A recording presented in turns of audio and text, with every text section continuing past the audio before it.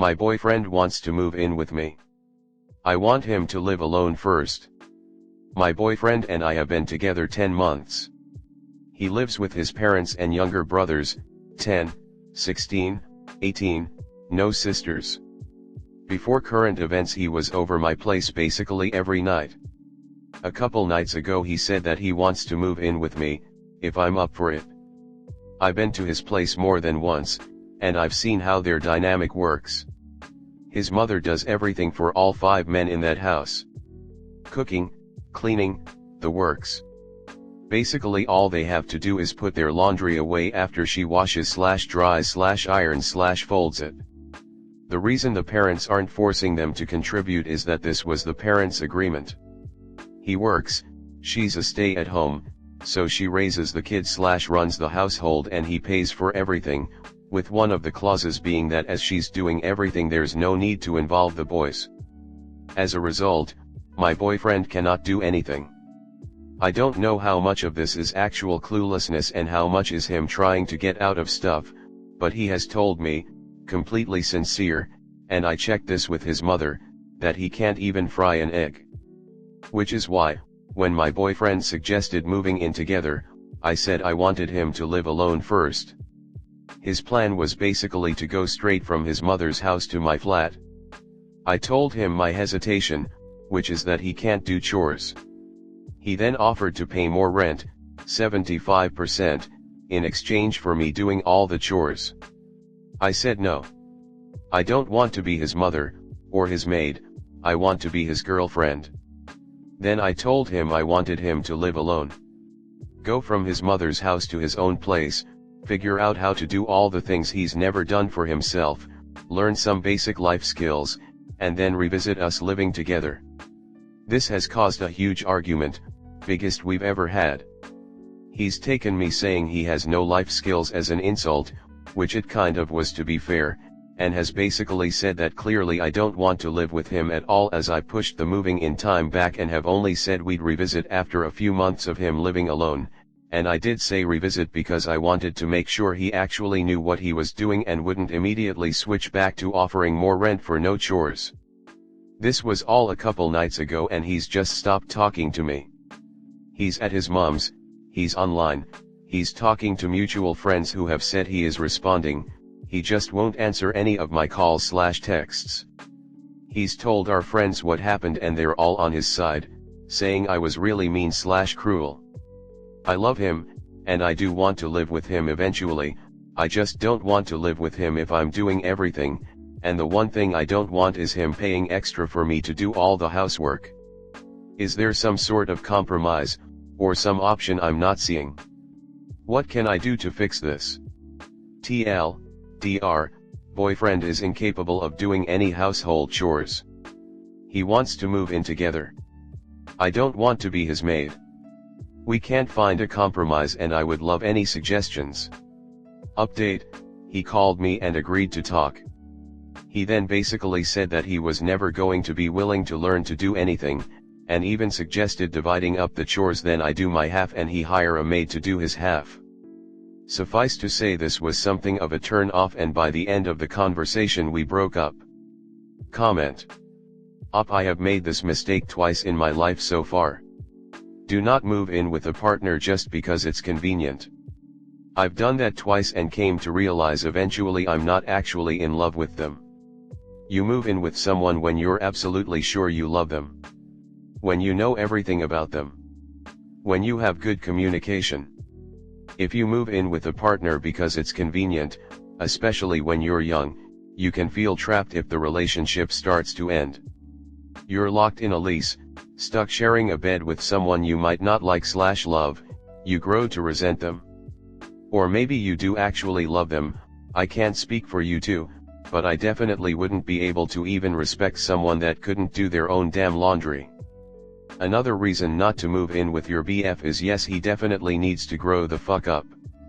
He needs to learn life skills like you said, and the fact he blew up on you for pointing that out shows he needs to mature a ton before he moves in with a girlfriend. You are absolutely in the right, don't give in to him. I moved straight from my parents' house to my GF's place at 19. I wasn't even clueless at that age. I cleaned up after myself, and could cook and do all my washing if I needed to, but I still wasn't prepared to move from home. There is so much to leaving home that hit me hard. Things like budgeting, organizing bills, learning to balance nights out and friends with having to stay in and clean the place, unclog toilets, the list goes on. If he's already making excuses and trying to pay you to become his maid, I'll bet every penny on him not even trying to help with anything and leaving it until it annoys you so much you do it all yourself. He needs to grow up big time and realize there's so much more to learn in life. You think you have it all figured out until life slaps you in the face with not enough money for rent. I agree. The fact that he offered to pay more rent in return for you doing all the chores shows that he does not plan on doing anything to help around the house. To be fair to him, he might not realize everything that is involved with running a house. The budgeting like you mentioned, as well as how much cleaning and tidying has to be done in order to keep a nice home. Next story 2. Husband cheated on me with his fit and skinny gym friend. I came home from work early. I'm an OB nurse, so my hours are pretty unpredictable, and found female sneakers in the garage that weren't mine. At that point, I sort of already knew what I'd be walking into. My husband has recently become very fit and has been consistently going to the gym, during which he made a female friend who he even brought home for dinner last week. She's beautiful and thin and everything I am not, which instantly made me feel horrible. So, I talked to him about it. He encouraged me to build my confidence and reassured me he loved me and would always be loyal to me. I walked into the laundry room from the garage and sort of tiptoed around the house before going upstairs. They were having sex. In our bed. With a framed picture from our wedding above the nightstand next to it. I silently left the room and got back in my car with tears streaming down my face and drove to get food and just sat in my car crying since. It's now almost 1 a.m., walked in on them at 7 p.m., and I've returned to the hospital. He called me asking why I wasn't home and I told him my shift is extended, but in reality, I'm laying in one of the on-call rooms bawling my eyes out as I type this. I feel so worthless and ugly and stupid. I don't even know how to proceed. On one hand, I want to divorce him and never see him again, but on the other hand, I'm an ugly woman. It's not like I can do better. I just want to die. I feel so gross and the self-loathing is getting too much right now. Advice please. Thank you all for the kind comments and support. Please stop commenting, however. I think I've heard just about everything, including some horrible things about my weight. I don't care about internet points or whatever, and the notifications are getting crazy. Reading through these comments has been a nice way to keep myself sane these past few hours. I still have no idea what I am going to do, and I know everyone wants me to leave, but a marriage is more than can be illustrated with a couple of words on a website. He was a great husband and I can't help but feel at fault for neglecting myself weight-wise. I don't know if I will stay, but that's all I really know right now. I didn't expect this to blow up as much as it did, and while I'm incredibly grateful for all the nice and supportive comments, please stop messaging me about how I should stop eating or laugh at me for expecting a faithful husband while being overweight. It is incredibly upsetting and I am already going through a lot. I feel I need to clarify since everyone seems to care that I had food after I found out. I had been working a shift from 7 a.m. to 6:30 p.m. during which I had been all over the place. I had lunch at 11 a.m. and nothing else until I left. I was starving and hurt and driving around with tears streaming down my face. Please stop harassing me about that. Comment. Up, listen to what this person wrote. No one deserves to be cheated on. Someone who betrays your trust that way is an ugly person, regardless of what they look like on the outside. And what's on the inside is a lot harder to change than what's on the outside. Also, why are you so afraid of being alone? There is a lot of freedom with being single. Being in a relationship is extremely overrated, and it's only better if the person you are with is truly there to love you, care for you, and do all they can to make your life better. Otherwise, You're wasting your time on something with a clear expiration date when you could be happy alone, exploring the world and not worrying about dead weight in your life.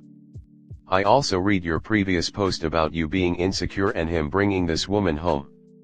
When someone is cheating, there are a lot of steps involved. It's not just them meeting and 1 second later, they are suddenly in bed having sex. There was a meeting first, they talked, eventually proceeded to a car, drove to your house, went inside, and so. During each and every step of the way, he had the opportunity to stop it, to say no. But he did not use this option anytime. He went on to have intercourses with his friend in your home. I can imagine how you feel. It must be horrible to find out in person that your partner is cheating on you. However, if you consider that there were so many steps involved and that had the opportunity to refrain from cheating on you every second along the way, you might see that he did it with full intention. It is totally up to you how you react to this. It's your life, your marriage. But no one deserves to be treated that way and feel the way you feel.